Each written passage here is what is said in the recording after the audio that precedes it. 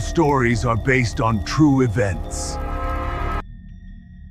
Ako nga pala si Junya.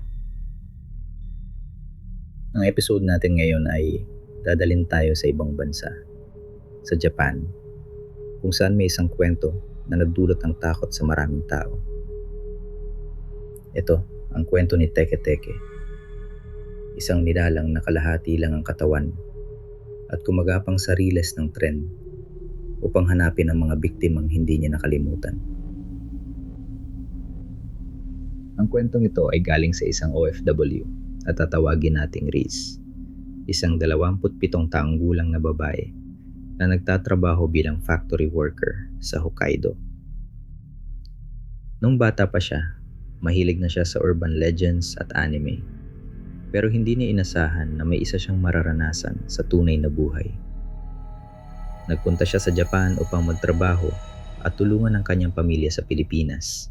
At dahil sa trabaho, madalas siyang umuwi ng hating gabi mula sa factory patungo sa maliit na dorm malapit sa estasyon ng tren. Isang malamig na gabi ng Nobyembre, habang kumakain sila ng ramen sa kantin ng factory, nagkwento ang isang kasamahan niyang Hapones na si Yuki tungkol sa kwento ni Teke Teke. Sabi ni Yuki, may isang babaeng nahulog o itinulak sa riles ng tren at nahati ang katawan sa dalawa. Dahil malamig ang gabi, hindi siya agad namatay. Gumapang siya papunta sa istasyon at humingi ng tulong. Ngunit tinakpan lang siya ng tarpaulin ng isang attendant at namatay siya ng dahan-dahan. Dahil sa galit at paghihinagpis, naging multo siya. Gumagapang siya gamit ang kanyang mga kamay. Kumakalabog sa sahig ang kanyang mga braso at tuhod at tumutunog ang kanyang metal na pangsagwan na parang gunting. Ayon sa kwento, 3 araw matapos mong marinig ang kwentong ito, magpapakita si Teke Teke. Hahabulin ka niya at hindi mo siya matatakasan kahit nakakotse ka, dahil kaya niyang umabot ng 150 kilometro kada oras. Kapag nahuli ka niya, hihiwain niya ang iyong katawan sa kalahati at kukunin ang iyong mga binti. Tumawa si Riz at sinabing, kwento lang yan, gawa-gawa para takutin ng mga bata. Ngunit ramdam niya ang pagtatakot ng iba pa nilang kasamahan, lalo na ang mga matatanda. May isa ring kwento si Yuki tungkol sa paniniwala na upang mabuhay, kailangan mong sagutin ang tanong ng multo. Ihilingin daw ni Teke Teke, kailangan mo ba ang mga binti mo? At dapat mong sagutin, oo, kailangan ko sila ngayon. Pagkatapos ay tatanungin ka niya, sinong nagkwento sa iyo? At dapat mong banggitin ang pangalan niyang Kashima Reiko. Ka para sa maskara, Shi para sa kamatayan, Ma para sa demonyo, Rei para sa multo, at Ko para sa aksidente. Tinawanan ni Riz ang palaisipan at nagpatuloy sa pagkain. 3 araw na lang at matatapos ang linggo, sabi niya sa sarili. Unang gabi, pauwi na siya mula sa factory. Sumakay siya ng huling tren mula sa Mororan papuntang dorm.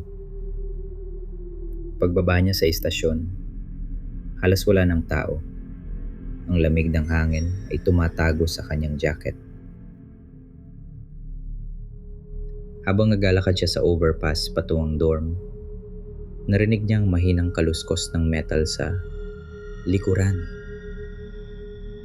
Parang may bagay na hinihila sa semento. Hindi niya pinansin. Baka may baet or stray cat. Ngunit habang papalapit siya sa hagdan, mas lumalakas ang tunog. Tok, tok, teke, teke. Parang may humahampas na buto sa semento. Napalingon siya, ngunit wala siyang nakita. Tanging ang mahinang ilaw ng istasyon at ang malamig na hangin. Pangalawang gabi, galing siya sa convenience store. Bitbit ang bento at instant miso soup. Habang naglalakad siya pauwi, napansin niyang sumunod sa kanya ang mga anino ng post. Sa may kanto, may lumang underpass na hindi na gaanong ginagamit. Nagdesisyon siyang dumaan doon para umiwas sa hangin. Sa ilalim ng tunnel, mas lumakas ang echo ng kanyang hakbang. At doon niya muling narinig ang teke, teke. Biglang, dumamig ang likod niya. Ramdam niyang may nakatingin sa kanya mula sa dilim. Sa gilid ng kanyang mata, may nakita siyang parang palahaw, isang hugis na nakadapa at gumagapang. Malakas ang kabog ng puso niya. Pinili niyang maglakad ng mas mabilis.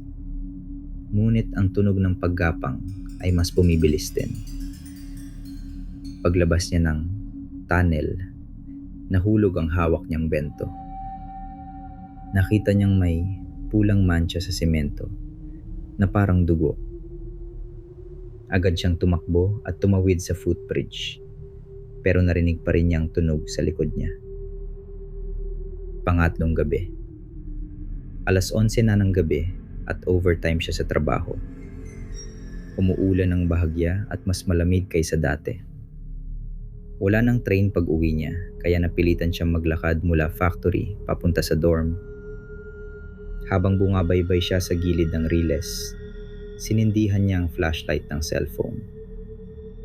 May nakita siya sa dulo ng riles. Isang anyo ng tao. Sa simula, akala niya ay manikang itinapon. Pero nang mas lumapit, napansin niyang yon ay isang babae. Kalahati lang ang katawan niya, mula baywang pataas. Mahaba ang buhok, nakaharang sa mukha. Ang damit ay lumang uniforme. Puno ng sugat at grasa ang braso niya. Biglang bumilis ang paggapang ito. Parang alimasad pero mas mabilis. Kumalampag ang kanyang mga braso sa riles. Kumalabog ang kanyang siko sa bakal. At ang tunog ay naging teke, teke, teke. Tumayo ang balayibo ni Riz at napaatras siya ng hakbang. "Do you need your legs?" Tanungan nila lang sa malamig na Ingles na may halong hingal. Nabigla si Riz. Natandaan niya ang sinabi ni Yuki. "Oo, kailangan ko sila." "Na yun," sagot niya. Nangiinig ang boses pero malinaw. "Sino nagkwento sa'yo?" Naramdaman ni Riz na kailangan sagutin niya ng eksaktong sinabi ni Yuki para mabuhay. Kashima Reiko, tagaya ng maskara. Shigaya ng kamatayan. Magaya ng demonyo. Rei gaya ng multo. Ko gaya ng aksidente. Sulon-sulon niyang sambit. Sandaling tumigil ang pagapang ng nilalang. Napansin ni Riz na may luha sa gilid ng mga mata ng babae.